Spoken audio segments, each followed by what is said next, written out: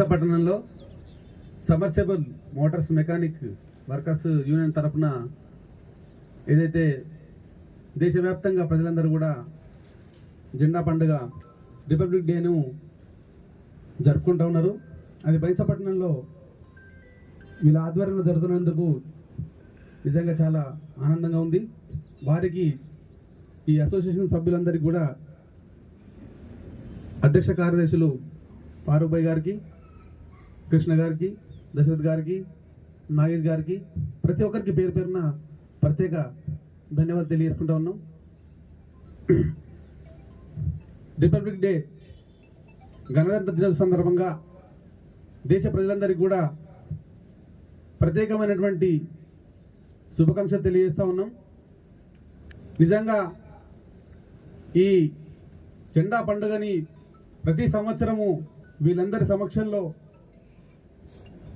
ప్రతి ఒక్కరూ గత కొన్ని రోజుల నుండి అందరూ ఒక దగ్గర సమావేశమై చర్చ చేసుకొని ఈ సంతోషాన్ని ఎలా పాల్పంచుకోవాలని చెప్పి ఆలోచన చేస్తూ కుల మతాలకు అతీతంగా ఈ కార్యక్రమాన్ని విజయవంతం చేయడానికి నన్ను కూడా ఆహ్వానించినందుకు వారికి మరోసారి కూడా ప్రత్యేక ధన్యవాదాలు తెలియజేసుకుంటా ఉన్నాను. ఎందుకంటే ఈరోజు దినం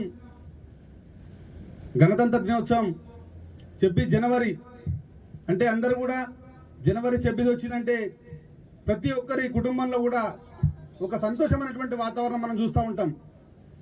అలాంటి వాతావరణమే ఈ 26 జనవరి అంటే స్వతంత్రం వచ్చి మనందరికీ ఆజాదీ అయినటువంటి దొరికింది.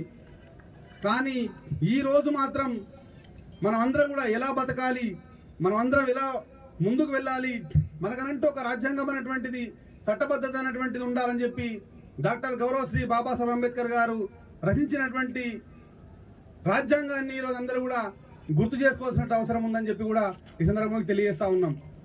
ఎందుకనంటే మన ప్రతి ఒక్కరు కూడా ఒక చట్టానికి నిబద్ధులై నియమ నిబంధనలతోని మనం అందరం బతకాల్సినటువంటి అవసరం ఉంది. ఈ దేశంలో మనకు ప్రతిదీ ప్రజాస్వామ్య ద్వారానే మనకు వస్తుంది. అంటే ప్రపంచం మొత్తంలో కూడా ఎక్కడ లేని విధంగా ప్రజాస్వామ్య వ్యవస్థ ఒక భారతదేశంలో ఉంది. ఆ ప్రజాస్వామ్య వ్యవస్థని మనం అందరం కాపాడుకోవాల్సినటువంటి అవసరం ఉంది. దానికి తోడే ఈరోజు ఈ రాజ్యాంగ దినోత్సవం సంబంధించినటువంటి 26 జనవరిని మనం అందరం కూడా గణతంత్ర దినోత్సవంగా అత్యంత ఘనంగా జరుపుకోవాల్సినటువంటి అవసరం ఉందని చెప్పి కూడా ఈ సందర్భంగా మీకు తెలియజేస్తా ఉన్నాం. మరి రాజ్యాంగం అనేటువంటిది వచ్చింది, దేశ ప్రజలందరికీ స్వతంత్రం వచ్చింది. కానీ ఈ రోజుల్లో మనం చూస్తూ ఉన్నాము